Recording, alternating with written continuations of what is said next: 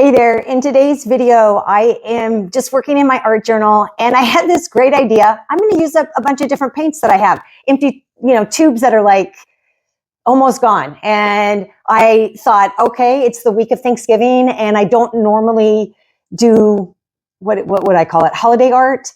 I have in the past, but I don't currently do that. But I thought, one of the things that I have done and I haven't done in a while is I like to write quotes in my art journal. So I might have like an abstract or whatever. And then there's usually words that resonate with me that I think, that would be good, or that would be fitting for whatever I am doing.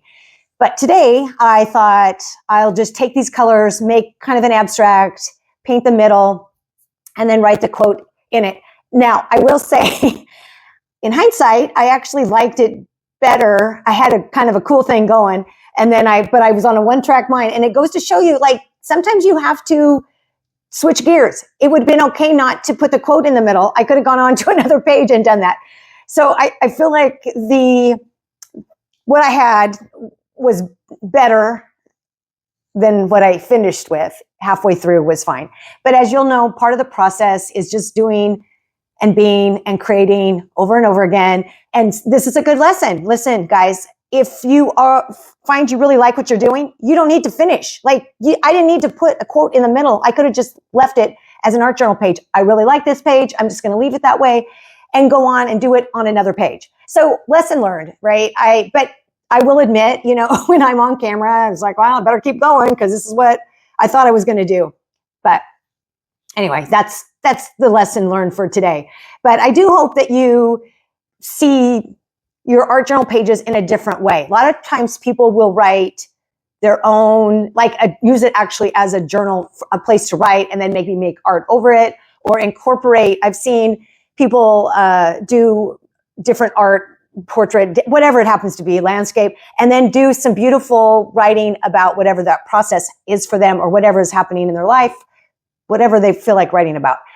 But I typically do not do that. I do separate writing than I do in my art journal. I stick to mostly the art part of an art journal.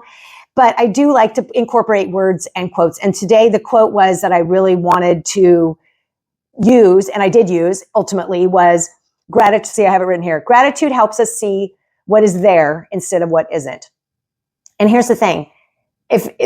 Thanksgiving usually is a good reminder to remember the things we're thankful for. And so I had wanted to incorporate a quote about being thankful into my art. And today seemed like a good day to do it, given that we have Thanksgiving coming up. And it's a good reminder, we have so many things to be thankful for and grateful for.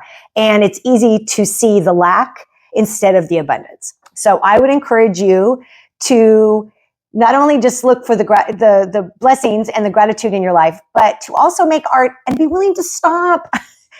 Be willing to stop when you get to a great place, not just be concerned about the end result. So anyway, without further ado, let's get started with today's video. Today I'm starting in my art journal on a page that already has some color on top of it. And from the feel of it and from some of these little, I don't know what they are, now I'm breaking through it. I'm pretty sure it was this soft pastel. I think it was this color right here. I don't know what brand it is or what color it is, but it's kind of a dark reddish brown. And from the feel of the texture on top, I have covered it with clear gesso. So that is where I am starting today. The colors I actually inspired because I have these empty tubes, and I'll bring them over. They're almost all out. The raw sienna, it's upside down because I have them upside down so I can get the very last bit of them. Transparent red iron oxide, and I have them off to the side, and Titan green pale, all golden fluid acrylics.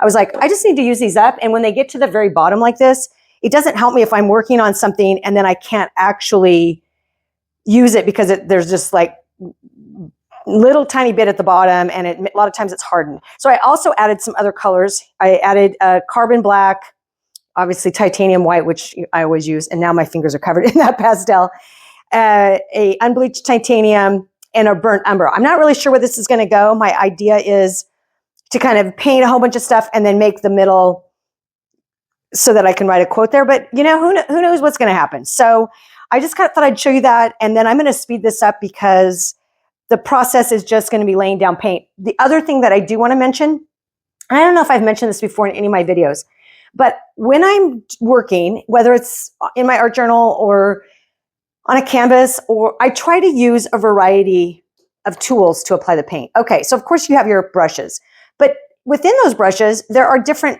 types of brushes. So although these are both flat, which means they're just squared off at the end, this one, so typically, but they're different sizes. So I might, let me grab like a filbert. Oh no, that's not a filbert. Sorry about that. I might grab a filbert, which has more of a rounded edge. And of course, I can't find one right now. Figures.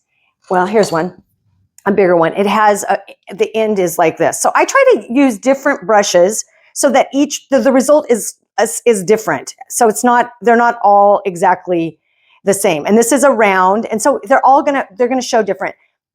They're going to take the paint different and they're going to apply the paint different. So, bigger, smaller, different style, they're different styles. So the other things I use are palette knife. There's all different kinds of palette knives, sizes and shapes. I also use a cowless wedge. And then I also use a color shaper, and I have this in several sizes.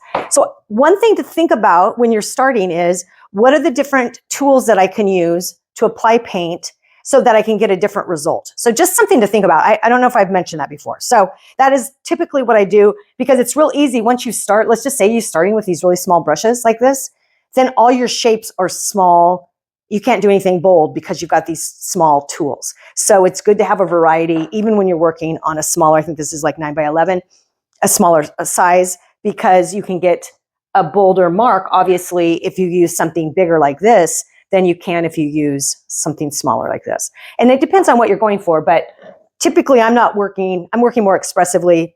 So I like to have a variety of tools to get a variety of different shapes with the brushes that I have. So without any more chatter, let's get started, and we'll see what happens, what the result is.